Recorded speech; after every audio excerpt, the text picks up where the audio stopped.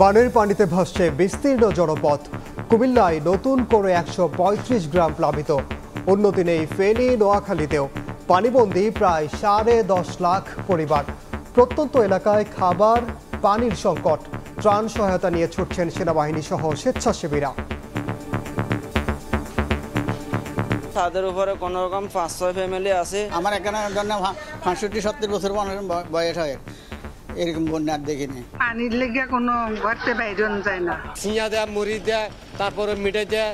চাল ডাল আঙুরে কিছু দেয় না। কালকে একজনে শুধু মুড়ি এক আর বিস্কুট এক প্যাকেট দিচ্ছে। ভিতরে অনেক বাড়িঘরে খাবার পৌঁছতেছে না। পর্যাপ্ত পরিমাণে ত্রাণ মজুদ রয়েছে, এক্ষেত্রে আমাদের কোনো সমস্যা নেই। দেশের উত্তর পূর্বাঞ্চল, দক্ষিণ পূর্বাঞ্চলে প্রধান নদীসমূহের পানির সমতল হ্রাস পাচ্ছে, অর্থাৎ বন্যা পরিস্থিতির উন্নতি হচ্ছে। পানি নামার জন্য খোলা হলো কাপ্তাই হ্রদের ১৬ গেট। নেই বিপর্যয়ের শঙ্কা। দেখছিলেন প্রধান শিরোনাম। সন্ধ্যার সময় সঙ্গে আছি আমি ওমর ইনান। এবার অন্যান্য শীর্ষ সংবাদ। ঢাকা বিশ্ববিদ্যালয় যেন ত্রাণের বন্দর। টিএসসিতে নেওয়া হচ্ছে অর্থ সহায়তা। খেলার মাঠে খাদ্য ও পোশাক সংগ্রহ। হেলিকপ্টারে যাচ্ছে দুর্গত এলাকায় জ্বালানির সার্জিস। রাষ্ট্র সংস্কারে অন্তর্বর্তী সরকারকে যৌক্তিক সময় দেবে বিএনপি, বললেন মির্জা ফখরুল। জনগণের ভোটে নির্বাচিতরাই গড়ে তুলবেন গণতান্ত্রিক বাংলাদেশ।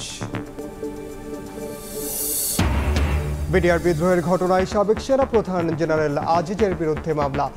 দস্তগীর গাজী ৬ দিনের রিমান্ডে। আদালতে তোলা হবে পলক, টুকু, সাদেক ও সৈকতকে।